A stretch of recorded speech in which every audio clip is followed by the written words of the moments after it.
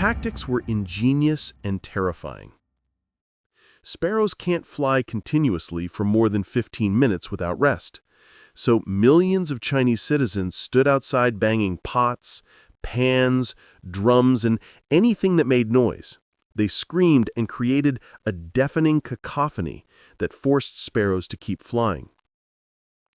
When birds tried to land, people chased them away.